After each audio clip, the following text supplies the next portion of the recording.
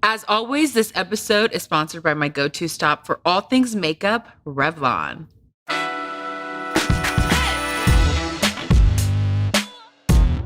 Hey everybody, I'm Ashley Graham, and this is Pretty Big Deal, where confidence is key. Every episode, I get to pick the brains of brilliant, inspiring, honest, new and old friends who are a pretty big deal.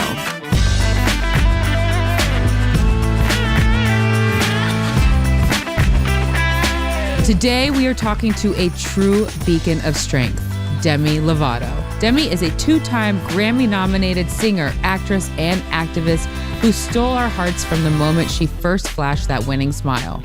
Thank you so much for coming on Pretty Big Deal. Thank you for having me. It's so nice to have you on here because you are like a beacon of light on social media. You like come through this with the supportive emojis. Like, yes. It's like not even on my page, but I see it on everybody's page. Yeah, that's true. I'm a big fan of emojis. Yeah, and you're just like, I like you and I like you, and like it's like, but it's like it feels like a sisterhood of support. Yeah, I just wish it was like that with everybody. To be honest, like it would be so nice if all of the pop stars or all of the influencers or people in the world that like have an impact on other people. It'd be great if we could all just come together and just be like some summit every year that all these artists go to. And I've actually talked about it with Sam Smith of like getting just a bunch of pop stars together, and you can come with your pop star ponytail. Okay, thank you. Because I was over here like, I can be a backup singer. I can't do like a Broadway voice like, hey. Amazing. Thank you. We were like, we should just like plan a little pop star retreat where we get all of like the influential singers today. We go on vacation somewhere, either tropical or like, then we thought, no, we should go camping because it'd be really funny to have like a whole campground full of security guards and then a whole campground full of pop stars. And like, we have to build our own tents and stuff. It would just be amazing. Oh no, you know? This is a reality show. It would be really great. Yeah. But I think it would be really important and really empowering and important to like come together and figure out like a universal message that we can, like, what is our goal as artists? Like, yes, Our goal is to, you know, sell tons of records and sell tons of tickets, whatever. But like, what is our actual goal as the generation that is leading people today through music? Like, how are we going to make a difference? And I think and how can we stick together? I think that's really important. It is important. And now more than ever, you have such a strong voice as a pop artist with social media. I feel like musicians have always had a very strong presence when it comes to anything that means something to them. Mm-hmm. And now more than ever, people are watching. And it's a good thing and a bad thing. Yes. Because there's that saying, you're damned if you do and you're damned if you don't. So like, on one hand, I really want to be that woke person that like knows every issue about everything and like wants to make the best positive impact in every way that I can. Right. But like, reality is I don't know everything that's going on. For God's sakes, I was homeschooled. Like, oh my gosh.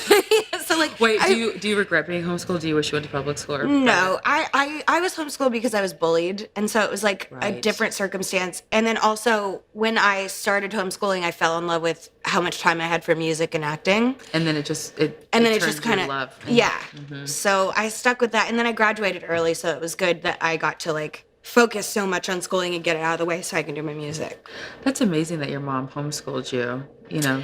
Well, did you beg her, or was it like it was a necessity? It was a necessity. So what happened was like I got bullied one day at school. Yes. I felt really threatened and was hiding in a bathroom. And I called my mom on my cell phone. Thank God I had a cell phone. And I said, I need you to come pick me up from school. I never want to go back. I can't do it anymore. Yeah. And so she was like, all right. And that day she came by like noon, she unenrolled me. And that was it. Homeschooled after that. Yeah. She was like, nope, because she had been with me through the other bullying stuff and she was sick of watching it. The problem with bullying back then is nobody was doing anything. Mm-mm. So there was no awareness. Yes. So this is like probably 2004 or something. Nobody was getting in trouble because the teachers would say, oh, well, the conversation that you printed out and sent to me is through text messages or cyberbullying, and that we have no control over. Control over, exactly. So, which is ridiculous. But now we have control over media. Yeah, and I think there's more being done now, thank God. I think there was like a whole movement that came along with that, where it was like the bully movie, and like people started becoming aware of how like devastating bullying was to people. It is devastating. Mm-hmm. I think that it really shows up on social media now, and I think it feels like we have allies on social media, and then it feels like there's like the crazy jerks too. But you've been so great about being so vulnerable and open. And where does it come from for you? I think the most important thing to hold on to in life is gratitude. And with gratitude comes humility. And like, if you can be humble and walk through life as humble as possible, no matter who gives you what, or what opportunities come your way, what goals you achieve, if you can walk through life super humble and down to earth through that, then you're good, because you're never going to forget where you came from, and you're never going to take anything for granted. And so I think when I make mistakes, it's important that I own up to them right away and am vulnerable with it and say, hey, look, like, I don't know about certain things, or you're right, I should have been more educated on this topic, or whatever. But it's just about being real. And like, if I'm wrong, I'll admit it. You know, I'll be the first to admit it, and I'll be the first to apologize too. And it does suck sometimes, like, not being able to please everybody, but at the same time, you just have to realize that's you're never going to be able to. You're never, exactly. Right. So just stay true to yourself, and that's all that matters. I think that your bikini picture, I mean, that photo was giving me life. Yes, and you says, my biggest fear, a picture of me in a bikini unedited. Yeah. Yeah. I mean, okay, so I have put up unedited photos or edited photos before. Yeah. Yeah, now it's unedited always. Yeah. But I remember when social media first came out, and it was like, okay, Facetune. Yeah. I'm going to spend that $2.99. Exactly. And I would be I would edit the whole thing. I would maybe leave a couple dimples, because I'm like, let me just like keep it semi-real. Yeah. And then I would, the little blue button on the bottom, and you can see what you did. And then yes. Yes. I feel like it's a trigger. I feel like that blue button is a trigger. Well, first of all, if we're going to talk about triggers, social media in itself is a giant trigger. 100%. I did learn that you can mute some people. Yes. Which is good. You can mute stories and feed. Because I'll admit, I have a few friends that are just like so insanely beautiful that like, I love them to death. But even seeing my friends, I'll be like, ugh. Why don't I look like that? I know. And I'm like, those are my friends. And in a normal situation, I would unfollow. Yeah. Because it's triggering for me. But these are people I love. And I just happen to be friends with these like people that are sex symbols and ridiculously good looking. So I'm like, oh. I also love blocking people. I love blocking people. Say it. I love blocking people I know. I love blocking people I don't know. Like, it's just so great. But we have to talk about the bikini picture, because it made waves. I was in Bora Bora, and I took a couple bathing suits on that trip, but I really only felt comfortable in one. And I'm like, look, we're here for a week.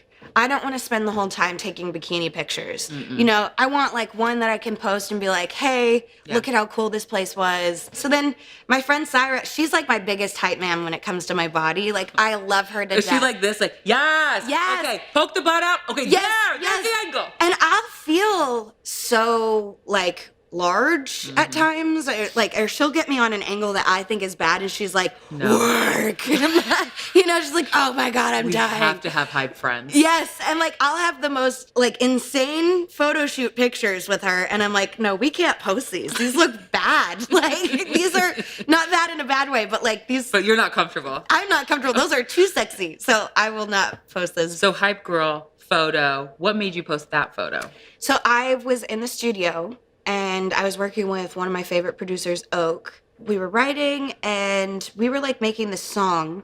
It was like an anthem about like body positivity, because I was like, we need an anthem. When I go into the next chapter of my career, what do I want it to be? Because I've always done the sexy route. I've never really done the whole like feeling comfortable in yourself, like I don't have to be in a one-piece leotard on stage, because I'm tired of running myself into the ground with workouts and extreme dieting that like I thought the past few years was recovery from an eating disorder, when it actually was just completely falling into it. Really? Yeah. And I just realized that like maybe my symptoms weren't as obvious as before, but it was definitely an eating issue.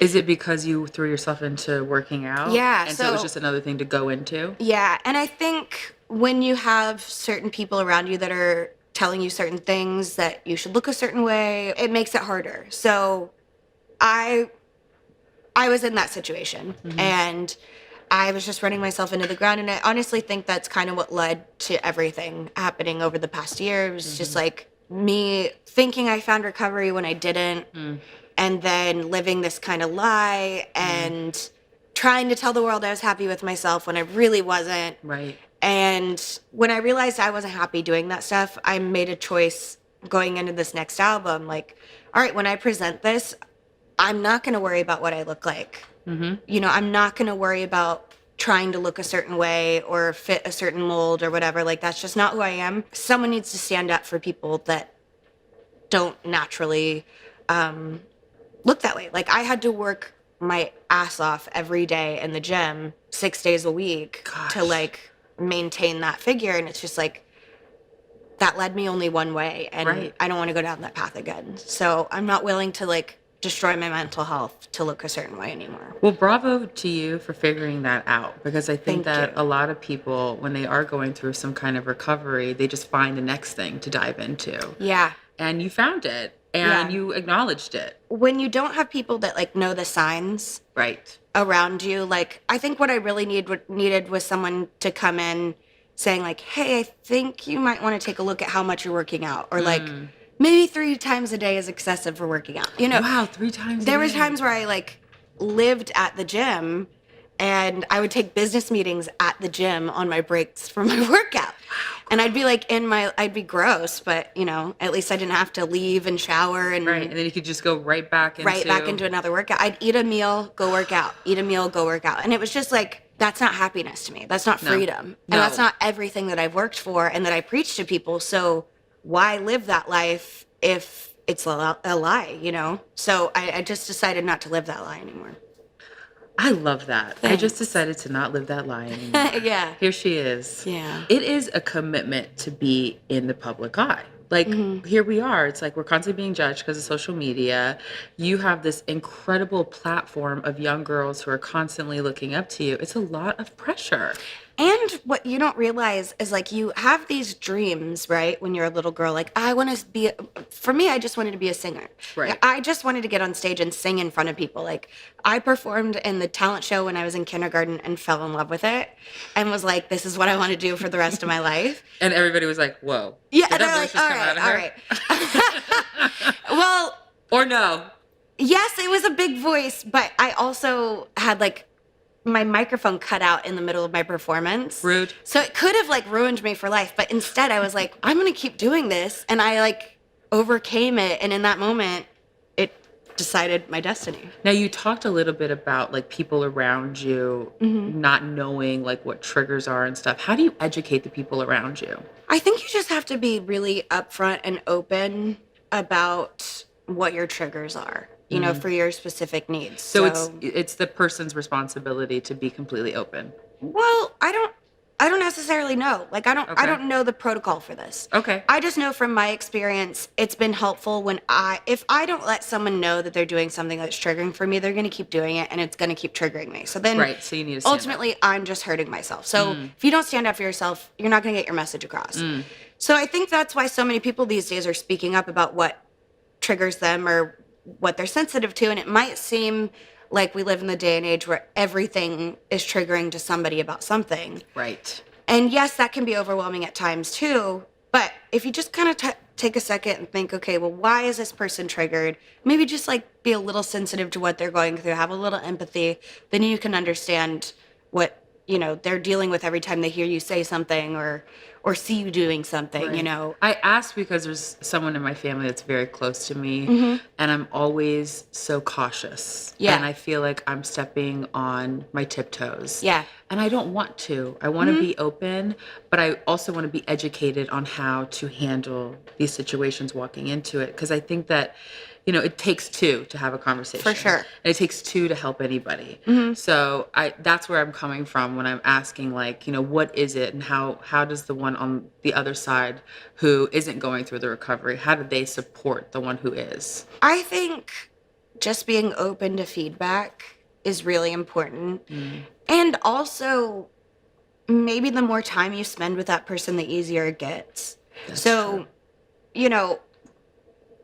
If you're around somebody all the time that's triggering to you and you tell them when it's triggering, it's just like practicing. The more you spend time around them, the easier it gets. Then you won't feel like you're walking on eggshells all the time. Right. You kind of get into a rhythm with things. And that's kind of how it goes, at least in my experience. If there's one thing I love more than shopping, it's saving. Online shopping is supposed to be easy, but it can almost be impossible to find valid coupons. And that is where Honey comes in.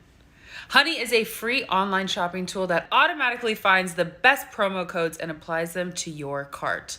With Honey, you can sweeten any deal. Checkout can be the most daunting part of any online shopping experience. But when you're using Honey, a little box drops down that prompts you to click Apply Coupons. All you have to do is wait a few seconds while it scans every promo code on the web.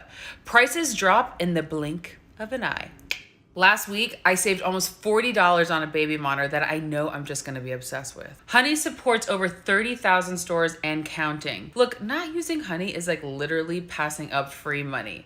It's free to use and installs in just 2 clicks. So get Honey for free at joinhoney.com/prettybigdeal. That's joinhoney.com/prettybigdeal. Now let's get back to Pretty Big Deal.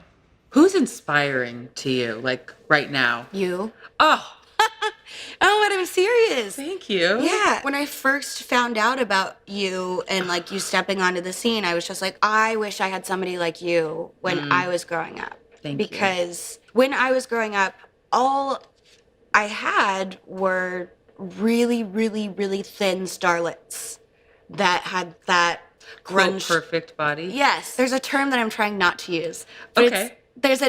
It's like a blank chic. Okay, got it. Got Yeah, it. it's just like a not healthy physique that was being praised in the fashion industry, which was trickling down into, the media through magazines. And so I've been there too. yeah, and I didn't have anybody when I was 13 that was saying, hey, if your hips start to fill out a little bit, because you're going through puberty, it's okay. It was just like red stretch marks, they're gonna be there. It's all right. yeah, I wish I had had someone that would say that. But it gave me the incentive to lead with this message as I got older. I knew I didn't have anybody. There was one person actually that I had looked up to.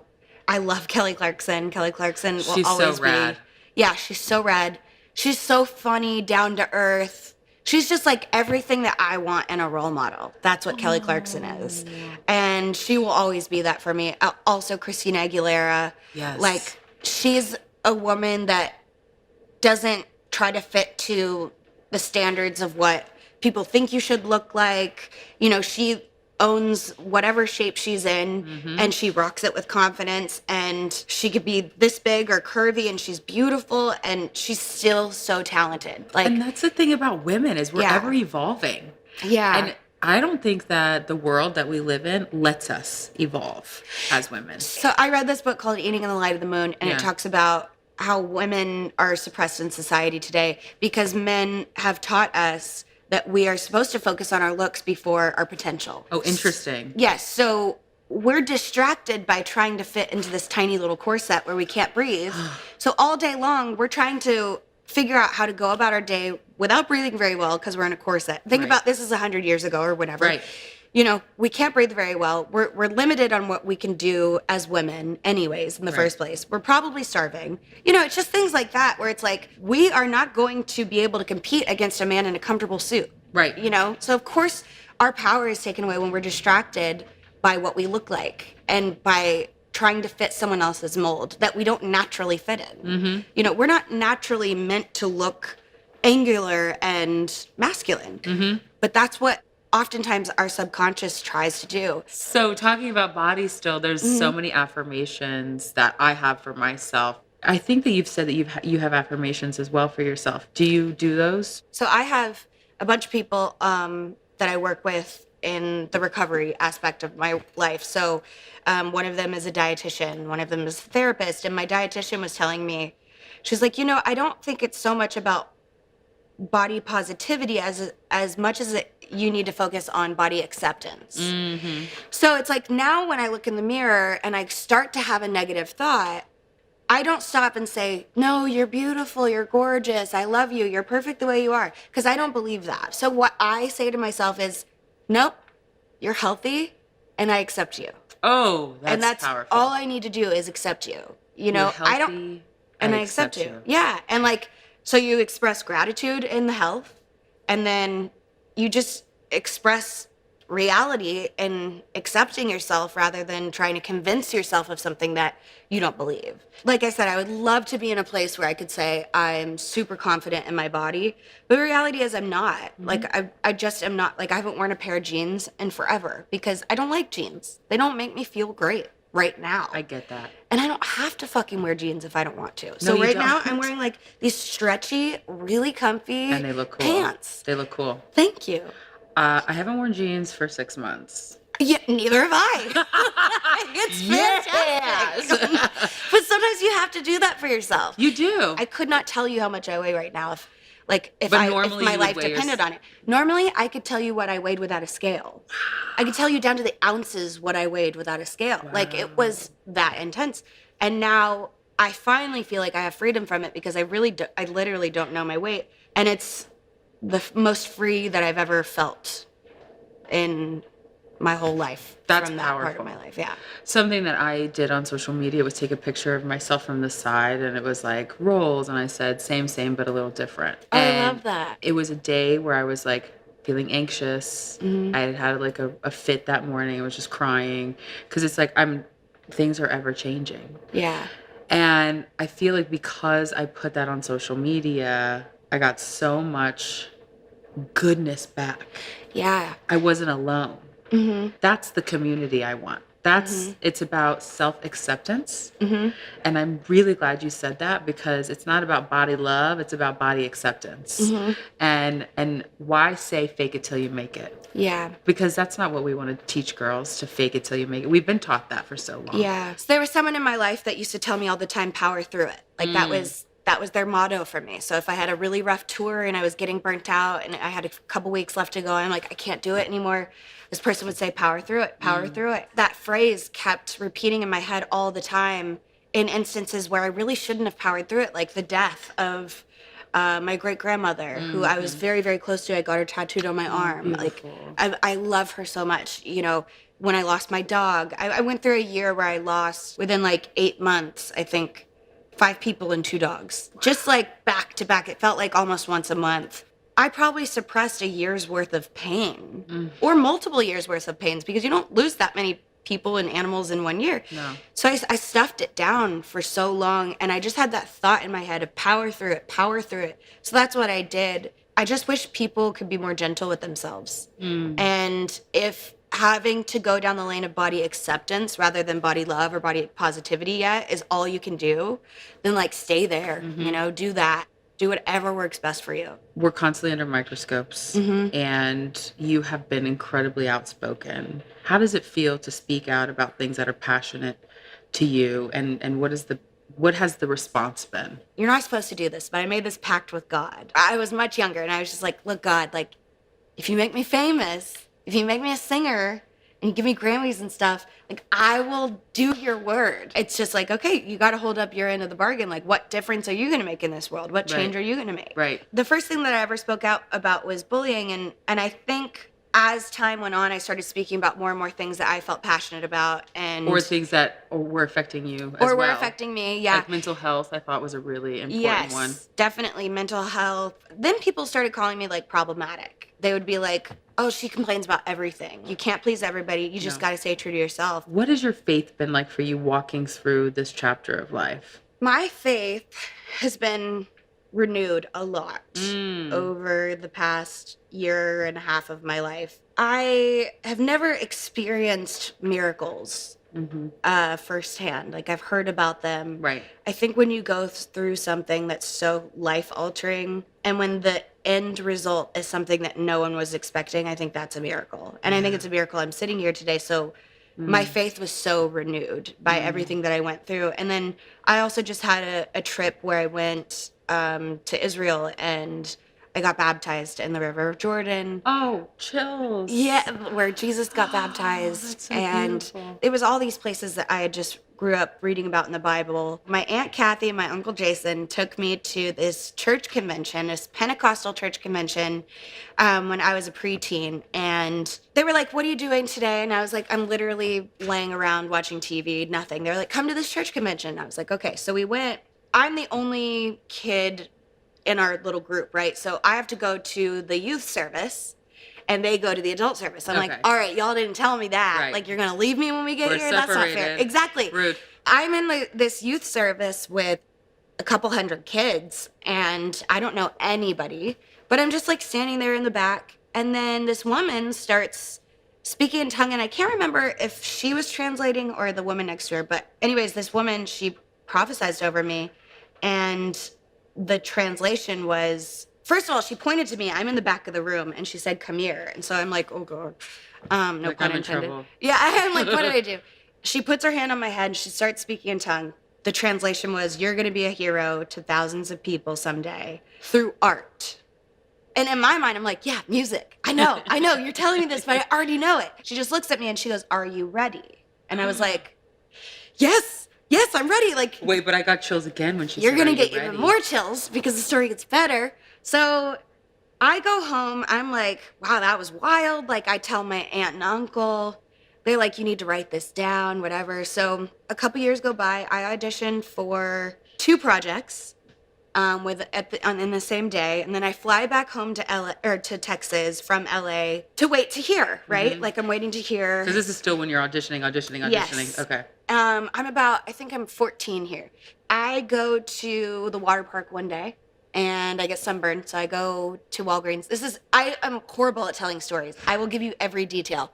I'm kind of like here for it. So Okay, keep going. great. So I go into Walgreens, I get my like aloe vera, but as I'm like going in on the welcome mat, you know, the big black mat in front of the opening doors, there's this business card, and it's just this black business card with yellow writing that says, "Are you ready?"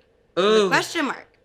So I'm like, okay, that's weird. I knew exactly what that was. So I picked it up, I flip it over, and it's got a Bible verse on the back of it. Like, it's not like for like some landscaping company, you know what I mean? Do you remember what Bible verse it is? Oh, it was about Judgment Day. Okay. So Revelation it didn't, or something. Yes, it didn't have necessarily anything to do with my career, but I Maybe like to something think that it later did. in life. But I saw this card and it said, "Are you ready?" And I'm like, yeah, I think I'm ready, God. And literally a couple days later, I got the phone call that I booked not only one of the gigs, but both of them. One was Camp Rock and one was Sunny with a Chance. Oh my gosh! And that was a week later. And then when I did my first tour manager or production manager would always say to me, he'd give me my microphone before I went out on stage, and he'd go, "Are you ready?" Yeah, it was just like so wild that everything came out that way. You know? This is miracle. This is what that is. You know what I mean? Yeah. Like, that is God shining his light and saying, like, "Hey, I've got your back, sister, no matter what." Yeah. I think that's so cool. I always move through signs and wonders as well. And, like, I'm a prayerful woman. And I just, like, I need to know. Because if I'm not moving in his path, then I'm not moving in the right path. Right. So I always am praying and asking for signs like that. And I love that story because that's just, like, that's so on point. Yeah. That's awesome. Thanks. It's so hard sometimes to just like continuously put your every, I don't know, thought and move throughout the world and to explain yourself to society, to social media, to your fans and all of that. I think it's important not to put myself in a position where I can be torn down going forward when it comes to those sensitive topics like that for me. There may even come a day where I decide not to talk about my food recovery because I just am not feeling it that day, or, you know, that's where I am at in my recovery then, you know? I think at this point in my life, it's just important that I like start making those decisions so that when it's time to release music and do all the interviews and, you know, the press conferences or whatever. Back out there. Yeah, when I put myself back out there, it's like I'm doing all the thinking now of like, what is it that I'm going to say? What is it that I'm not going to say? And actually, I've been thinking about that for a whole year now. You know, I've been really grateful to have this year to think about it. And honestly, that's because like I've got a really great team around me now that like supports my well-being and didn't want to rush me back into the spotlight. And like, even though I'm chomping at the bit, like, let me release music, please. They're like, no, just wait. Like, it'll be good timing for this and blah, blah, blah. How do you honor your limitations, like in scenarios like this, and scenarios like social media, getting back into the limelight? Like, where are you with your limitations and honoring them? And maybe you're figuring it out. I don't know. Yeah, I think I'm just still figuring it out. It's definitely case by case. You know, I recently lost a good friend of mine a couple weeks ago, and I canceled the studio, you know, multiple times that week. The old me would have forced myself to go to the studio or would have listened to someone else saying, no, just get in there, see what you make, you know. Power through it. Exactly. That's what I'm talking about. And I really allowed myself, like I took days off from my scheduling. And that way I was able to really process it and grieve. That year that I went where I lost so many people and so many animals, like I feel like I didn't do any processing through that whole time. But in this experience, I was like, no, I need to allow myself time to grieve because I know what happens later on down the road if I don't. So I allowed myself to grieve. I took time off and I was just like, this is what a normal person does. So this is like, okay, this is a new me honoring my limitations. Yes. It's also like having an amazing team around me that's going to be like, hey, if you can't make it in today, don't worry about it. Or like, hey, if we have to cancel this week, like you lost a good friend of yours, like it's understandable. And I just haven't ever had that before. It was always go to the next thing, go to the next appointment, shoot the next scene, whatever it was just always power through it. And so no wonder like I ended up where I did a year ago because that was my mentality. You know, you can't power through life. You just can't. You have to feel things. You have to process things. You have to grieve, and you have to like set learn. Boundaries. Set boundaries. Exactly. That's a big thing. And I've gotten really comfortable with setting boundaries. There was somebody that came up to me at a Halloween party last night and was like, hey, are we cool? We haven't talked in forever. And this person and I like, no, we weren't cool. So I was like, no, actually you were really inappropriate to me the last time that we spoke. And I've distanced myself from you because of it. I felt like your comments were very inappropriate, me being a woman. He just said something about... But you could step up for yourself. Yeah, I stepped up for myself. And I felt empowered last night as I was saying that. And I took ownership. I was like, hey, look, maybe I should have told you this sooner so you didn't wait around for however long to figure out what happened. I was like, but to be honest, we're living in a day and age where people are just now saying it's okay to come out and talk about these things. So like... when this happened, I didn't feel comfortable enough to say, I didn't have the confidence to be like, hey, that's inappropriate. Right. You're a grown-ass man. You should not be talking to me about that. You know, whereas now I can say that and feel good about it. And do you think this has come with maturity? I think it's come with maturity, but also just social awareness. Yeah, you know, it's I agree. I feel like had Me Too and Time's Up not happened, I would never have said this to that guy because I am a people pleaser. I do want everyone to be happy all the time, which is why I have such a complex when it comes to being a performer. You want to please everybody. You want to go number one so that everybody likes it because that means you did a good job. But reality is you're not going to make something that everyone likes all the time. So you have to just follow your heart and do what's right to you. So yes, I think social awareness like was the reason why I felt comfortable saying that. And also because you actually set boundaries for yourself. And actually because I respect myself enough to set boundaries. Yeah. I think that's a big deal. You can't set boundaries with people unless you respect yourself enough to know why you're having to set these boundaries with people. And most of the boundaries I've learned, yes, they start with friends, but a lot of times it starts with families. One of my favorite sayings is, no one pushes your buttons like your family does because they're the ones that put them there. So when you put it like that. Say it one more time. No one pushes your buttons like your family does because they're the ones that put them there. That's good. You know, I've set boundaries with my family over the years, and it's only brought us closer. Like we're only that much closer of a family. Yeah. So boundaries can be a good thing. Yeah, you know, and I highly recommend that women especially set boundaries for themselves, even when they feel like they can't because they'll be rejected or something. It's like, I would actually rather be rejected for being authentic than loved for something that I'm not. I think more young girls need to understand Yes, that. definitely. They do. I'm so excited because you're acting now. Yes, I am. She's back. I'm back. It goes back to the whole body acceptance thing. Okay, tell me. I didn't act for so many years because I was so insecure about my weight. I did a role on From Dusk Till Dawn, which was, I think, the last acting gig that I did. How many years ago was that? That was probably 2015. Wow. Yeah. So it's been at least 4 years. And I haven't done a sitcom in 10 years. Wow. So being back on Will and Grace was like, I actually had to work through some triggers because it was a sitcom and it was very fast paced and it's a comedy. So you have to be ready to make people laugh and put your emotions aside of whatever you're dealing with. But once I got into it, I was like, okay, as long as I'm acknowledging the feelings that come with this and I like announce my triggers to the people around me, I can get through it. But I'm back and I wanted to start out with comedy because... Well, you're kind of funny. Thank you. But, like, I wanted to start out with comedy because I didn't want to take myself too seriously. And I also just fucking love comedy. Like, when I look back on my career, the main thing that I loved about acting was that it was a comedy.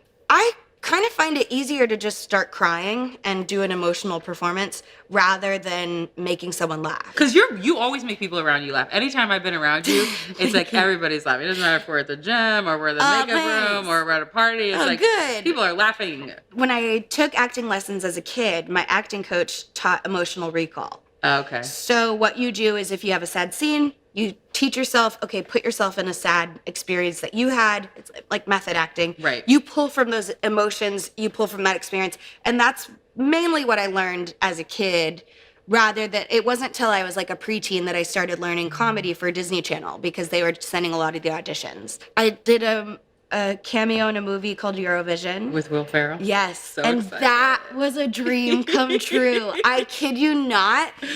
I was so starstruck. Really? So starstruck. Because and I was of him trying or to be people cool. on set? No, because of him. Like, he's just the greatest. And I will tell you, I don't know if I've met a nicer icon in my life. Like, he is such an icon of an actor. He has taken very bold risks in his career for the characters that he chooses. The way he plays them fearlessly. He makes you laugh. He's just great. And he was the nicest guy. And I was like, wow, I think I told them this. He could easily be a dick if he wanted to. Like, he's that talented to where you could be like, no, but like, he's that talented, he could be a dick. You know what I mean? I actually would watch Saturday Night Live and Mad TV when I was like 5 with my Aunt Lisa because she was my best friend. I was a very old soul at 5. Yeah. Mad TV at 5. I wouldn't go spend the night at my friend's house. I'd go spend the night at my aunt's because she let me watch Saturday Night Live and Mad TV. So I like watched Will Ferrell on Saturday Night Live in the late 90s. Like, I saw him and I was able to thank him. I was like, your movies... Also, not only did they help me want to become a comedic actress, but also what you don't realize is I told him, I was like, when I was in rehab, we watched like 3 of your movies. We only had 1 movie night. Wow. And, all week we work hard. We spend 14 hours a day working on therapy, deep emotional work. You're crying all day, every day. It's exhausting. People think of rehab as like this vacation, right? And I'm sure there are some places where you can go where it's like that. The places that I have been, you actually do hard work. And so you are drained. And so when they say it's movie night, you want to watch comedy. You want a comedy. You want something that's going to make you laugh. And I said, what you don't realize, Will, is that for 3 weekends of my stay, you got me through with your jokes and your acting and your laughing. And not only did you help me, but all of the other people that I was in there with. Like, you lifted them of their burdens and their obstacles for an hour and a half or 2 hours. And that got us through the whole week. So, like, you may be thinking you're just doing a comedy right now, but you don't realize the effect that it's having on people that are, say, in rehab fighting for their lives. That's... amazing. And he was able to, like, hear that. And I think it really touched him. And maybe because I don't think anybody's put it into that perspective for him. And, I mean, why would they? You know, face-to-face conversation. Who knows if he's heard that. And maybe he has, but I wanted him to know that from me because... To be able to do Eurovision a year later. So I went from like watching him in rehab 1 year to a year later being in a movie with him. You know, it was just like, it's things like that that make God really evident to me. Yes. That like, I can't attest to other people's experiences and miracles, but I can just say that I believe God is evident in my life today because of the things that he has done, like the prophecy when I was younger, like what I've gotten through over the past year, just things like that. Little signs like Will Ferrell. Yeah, little signs like Will Ferrell. Yeah. We have to also talk about very important people in your life, like your, and I want to say it right, Lovato. My Lovato. Yes! You did. To be honest, I'm not even really sure how it's Who supposed to be started? said. Okay, They well, did. I was like saying it backstage. I was like, Lovotics, Lovotics, Lovotics, Lovotics. Yes. Because when I do it over and over, it gets stuck in That's my head. how I do it. That's how I do it in the studio or on set, Yeah. anywhere. That's how I do it. The whole like naming your fandoms thing came while I was in treatment when I was 18. So I like went into treatment and I didn't have like a fandom name and came out. My mom's like, yeah, your Lovotics are crazy. I'm like, what is that? And your mom told me about Yes, it? she was just like so onto it. And so she was the one that told me about the Lovotics. And I was like, do they mean Lovatics like addicts or what is it? So I just went with Lovotics. Okay, all right. It could be Lovatics. It could not be. What is your relationship like with your fans? My fans and I have, I think, a really funny relationship because I interact with them so much on Instagram and stuff. I feel like sometimes my fans think that I get mad at them. And sometimes there are things that they say that I do get mad at. But I don't get mad at them as a whole. Okay. You know what I'm saying? Like, they'll be like, we love you, but why'd you cut your hair? Or just something stupid like that. Where it's just like, really? I know. Can't you just what love I me get? for me? I know. I always get, I didn't know you weren't as big in person. Yes. Are you kidding? Dead ass I would serious. throw hands. You know what I say to them? I'm like, oh, isn't that a wonder? Yeah. What makes Demi Lovato feel sexy? What makes me feel sexy? Jiu-jitsu. I love that answer. Yeah, I really do feel sexy when I'm doing jiu-jitsu because I'm in tune with what I'm doing. I'm completely present. I'm not focused on my body at all, which is another reason why I'm such an advocate for it. It's because jiu-jitsu is really like human chess. Like you are constantly thinking of strategies to attack, but defend at the same time. So you can't be thinking about, oh my God, is my stomach looking like this? Or, Right. What do my thighs look like in the gi? Like, you can't be thinking about that because you're going to get choked out or you're going to get a broken bone. And then you're trying to do that to someone else. It's just really, really great. I find it very meditative. I'm trying it. You have to. You It's sold so me. good. And then I'll set you up with my guy who Okay. goes to Unbreakable. Oh, and perfect. yeah, so he's Done. there. I'll pop this kid out in a couple months Okay. and then bada bing, bada boom. Okay. But I asked the word sexy because sexy is so relative, right? Yeah. Like as a woman, like there's so much of us, like the cis female is like sexy. There's something in our sexuality. And I feel like it's been ever evolving for you. And we started off this conversation and you were like, I'm going to come out and do I want to be in a leotard? Yeah. All of those things. And has sexy been redefined for you today? Definitely. I think sexiness is less about body positivity for me. It's just body acceptance. And I think sexy is, like I said, when I'm doing jiu-jitsu and I'm not thinking about my body. It's not because I'm naked and I love my body. I'm not saying, oh, I'm in the mirror loving myself naked. That's not true. I don't feel sexy that way anymore. I feel sexy when I'm showing my strength, when I'm showing intelligence, when I'm able to sit across from someone at dinner and hold a great conversation with them and they can see you for the person that you are. I think that's sexy. That is I think sexy. humor is sexy. Like, there's nothing sexier than a funny guy. Oh, I know. Funny guys are crazy. That's how Justin got me. Really? Oh, yeah. I've heard this, right? Where it's like someone said funny guys are dangerous because they'll make you laugh and all of a sudden you're naked. Yeah. It's true. I mean, basically. That's basically how it happened with me. Mine's just like guys or girls. If the guy or the girl is funny, then I'm in trouble. So Well, you heard it here first, people. Humor. Demi Lovato, you want to hear that? There you go. Okay, just to wrap this whole thing up, the last thing we do on Pretty Big Deal is a Live Boldly lightning round question. Okay. And you just have to answer the question. Okay. It should be simple. Okay, I won't elaborate because that will make it not lightning round. Okay, deal. Yes. The last pretty penny you spent was? My costume that I bought on Wednesday for my Halloween party last night. It was really elaborate. It was so elaborate and it was like way more expensive than I thought it would be. What's a biggest deal breaker for you? Not respecting my boundaries. Amen. Yeah. I had somebody recently not respect my boundaries, and I was like, okay, well, since you can't learn to respect my boundaries, why don't you just tell everyone it didn't work out? And he was like, okay. So that was my answer to that person. But well, that's a good one. It's a turnoff when someone can't respect your boundaries. Like they don't respect you as a woman or a person. Yep. I said I wasn't going to elaborate. I know. And there I go. I'm sorry. But I just kept letting But you know what? I'm a pageant girl, and I'm taught to elaborate. They need that because they need the long answer, and they need you need to prove yourself within 3 sentences. And here she goes. And here I go. Okay, last question. This is it. So sorry. Because you're a pretty big deal, and we're on Pretty Big Deal, and I only have pretty big deals on my show. Okay, good. What's a pretty big deal to you? The most important thing to me, actually, is the elections. Yes. As much as that's the first time we heard this so really? far. Yes. Okay. Yeah, I just find myself thinking about it a lot, and that to me is more important than the Grammys. Go and vote. Go and vote. Yeah. Get your voice heard. This is a great way to end this whole conversation. I am so appreciative of you. I'm so appreciative of you. I mean, thank you for coming on. You are a beacon of light. More young people need to hear from you. And I'm just so excited for what's to come. And I'm also so excited that you're well and you're here and you're just incredibly beautiful inside and out. So thank you, Demi. Thank you. And everything you just said about me, I would say to you. Aww. That's exactly how I feel and more. Thank you. Thank you, Demi. Thank you. Don't forget to join the conversation on social. Follow us, Pretty Big Deal, on Instagram and Twitter, and send us all your questions and comments. We want to hear from you.